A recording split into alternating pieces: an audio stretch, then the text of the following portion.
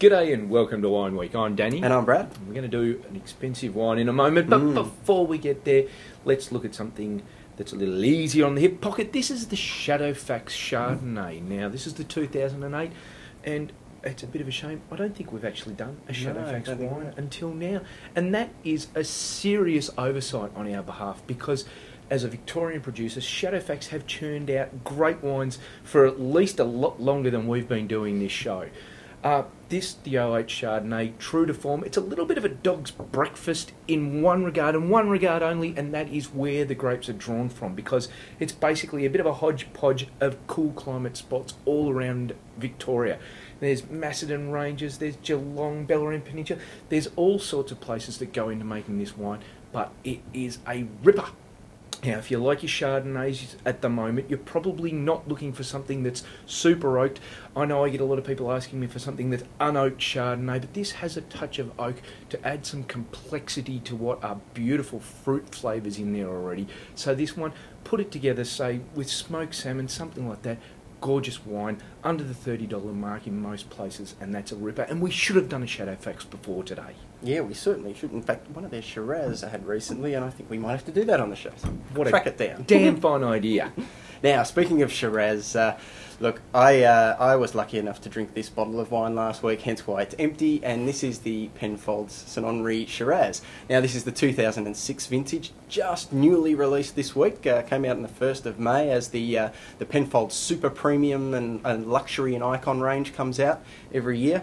And look, we always look forward to it to see how the vintages stack up compared to the ones that have gone before, because the St Henri always held back a couple of years compared to the bin ranges. So this is the 2006 release this year.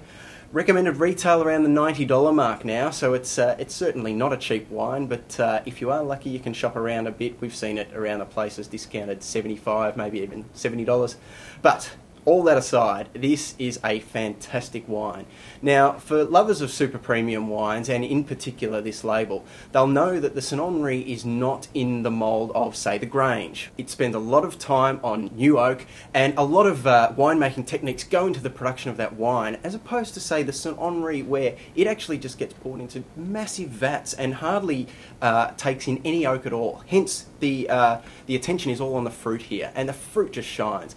This wine will age for 10, 20, maybe 25 years just on the fruit alone, and that says great things about the quality. So look, if you do want to try one of these super premium Shiraz that's not in the big over-the-top oaked Barossa style, then have a look at the St Henri, because this 2006 is an absolute ripper.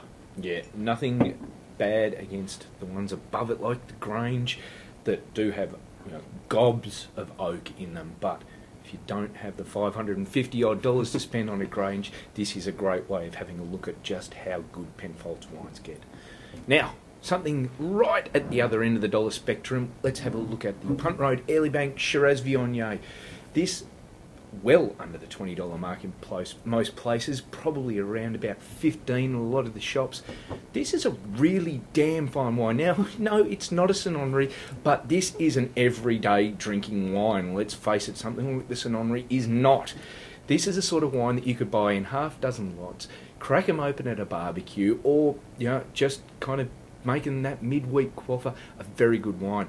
Now, the way this is built as a Shiraz Viognier is the winemaker out there in the Yarra Valley at Punt Road, basically she gets the fruit all together and co-ferments it at the same time. Now that's kind of almost a gamble, because if you get it wrong by putting the wrong amount of Shiraz and the wrong amount of Viognier together, you can't unmix it once it's done. But they have not done the wrong thing here. She's done a cracking job, and for a cheapy wine, this is a ripper.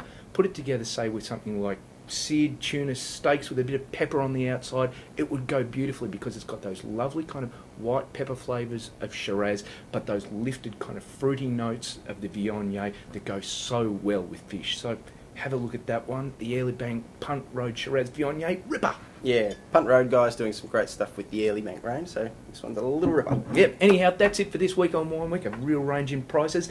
We'll see you all again next week. See you next week.